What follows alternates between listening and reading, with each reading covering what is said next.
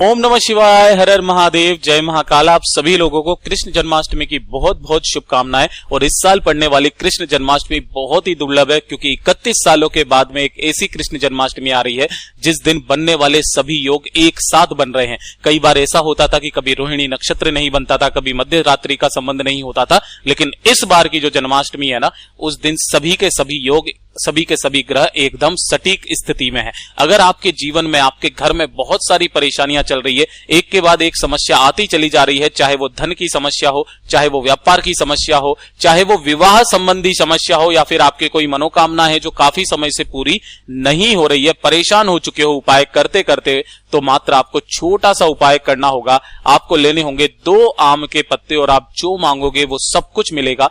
पूज्य गुरुजी की कथा से सुन करके और समझ करके पूरे उपाय को बड़े ही विस्तार से बताऊंगा, परंतु उससे पहले आप सबसे एक छोटी सी गुजारिश करूंगा कि जो लोग पहली बार आए हैं चैनल को सब्सक्राइब जरूर कीजिएगा और वीडियो को लाइक करके महादेव जी का कोई सा भी प्यारा नाम, साथ ही साथ कमेंट बॉक्स में जय श्री कृष्णा जरूर लिखिएगा, ठीक है ना। इस पूरे वीडियो के अंदर हम लोग 3 महा उपाय के बारे में बात करेंगे, जो कि ना सिर्फ आपकी विवाह संबंधी समस्याओं को हल करेगा, आपके दाम्पत्य जीवन में प्रेम तरस भर देगा। दूसरा, आपके घर में धन संपदा की कभी कभी नहीं होगी, कर्जा सारा उतर जाएगा। तीसरा, आपके मान सम्मान में वृद्धि होगी, आपकी सारी मनोकामनाएं पूरी होगी, ठीक है ना।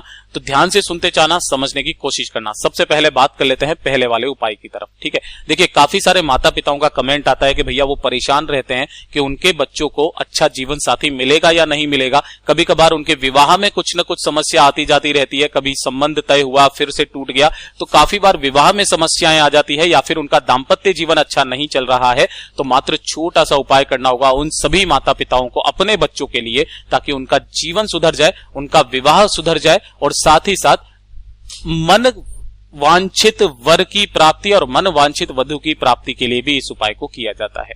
पूज्य गुरुजी ने साफ अपने शब्दों में इस वाले उपाय को बोला था, केवल और केवल जन्माष्टमी के दिन इस उपाय को करना है, ठीक है ना। ध्यान से सुनना कैसे करना होगा।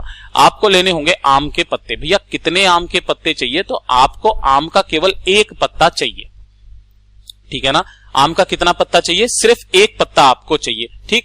इसी के साथ में आपको लेनी होगी थोड़ी सी हल्दी। जब भी मैं आपको हल्दी बोलूं ना, तो आप इस तरीके से गांठ लिया कीजिए और उसे पीस लिया कीजिए। इस तरीके से हल्दी बना लेना, ठीक है ना। पीस करके थोड़ा सा लेना होगा आपको रोली कुमकुम। अगर रोली कुमकुम नहीं मिलता है तो आप इस जगह पर सिंदूर भी ले सकते हो, गुरुदेव ने साफ बोल दिया था कथा के अंदर ही, ठीक है।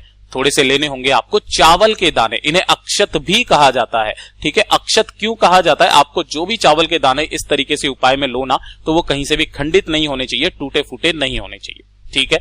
अब ध्यान से सुनना, आपको क्या करना है, इन जो चावल को दानों को लिया है ना, आपको 2 हिस्सों में बांटना है। थोड़े से चावलों को आपको सिंदूर में लाल कर लेना है और थोड़े से चावल को आपको हल्दी में पीले कर लेना है, ठीक है ना। इस तरीके से अलग अलग 10-10, 15-15 दाने, इससे ज्यादा मत लेना, ठीक है ना।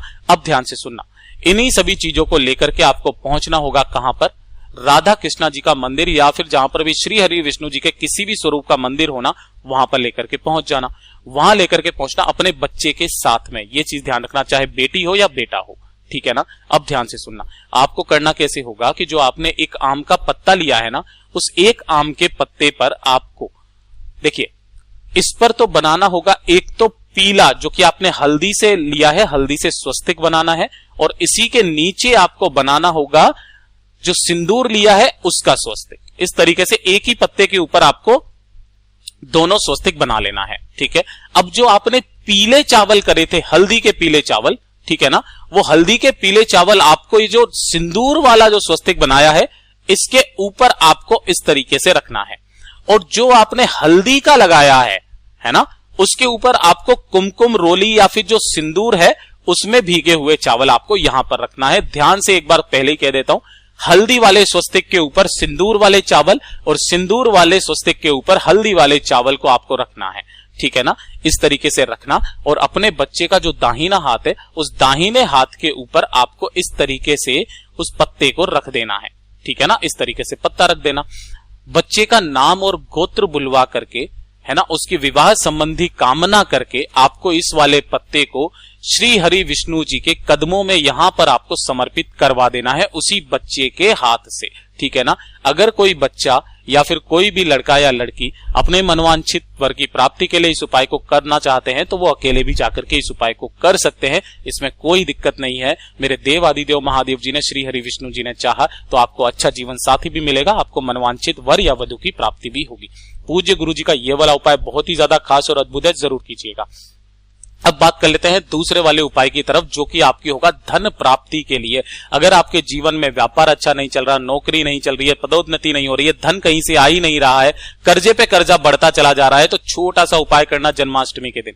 क्या करना होगा, आपको इस तरीके से लेना होगा एक लोटा, ठीक है ना। इस लोटे के अंदर भरना आपको शुद्ध जल, और कुछ भी नहीं भरना, सिर्फ शुद्ध जल भरना अपने घर का। इसके अंदर डालना आपको एक बेलपत्र, ठीक है ना, एक बेलपत्र इसी के अंदर आपको डाल देना है।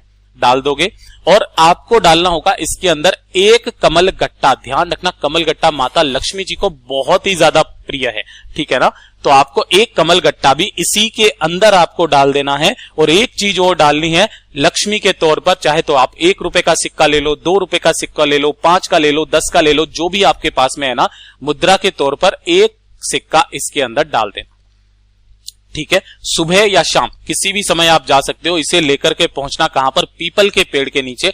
हो सके तो एक घी का दीपक जरूर लगा देना, गोल बाती का, यहां पर अगर लेकर के जा सको तो, ठीक है। और यहां पर आपको उस पूरे लोटे जल को ओम नमः शिवाय, श्री शिवाय नमस्तुभ्यम का स्मरण करते हुए आपको यहां पर इसकी जड़ों में समर्पित कर देना है। 2 मिनट यहां पर खड़े होकर के पिपलेश्वर महादेव जी का आपको स्मरण करना है और देव आदिदेव महादेव जी से प्रार्थना करनी है कि मेरी जो भी धन की समस्या है उसे जल्दी से जल्दी हल कर दें। आप सबको पता है पीपल के वृक्ष में माता लक्ष्मी जी का वास होता है, और आपने जो गुहार लगाई है, विनती करी है आपने महादेव जी से, वो बहुत ही जल्दी सुनेंगे और बहुत ही जल्दी आपकी सारी धन की समस्याएं खत्म होगी। पूज्य गुरु जी का ये वाला भी उपाय बहुत ही ज्यादा खास और अद्भुत है, जरूर कीजिएगा। अब बात कर लेते हैं आज के इस वीडियो का सबसे आखिरी और सबसे अचूक उपाय।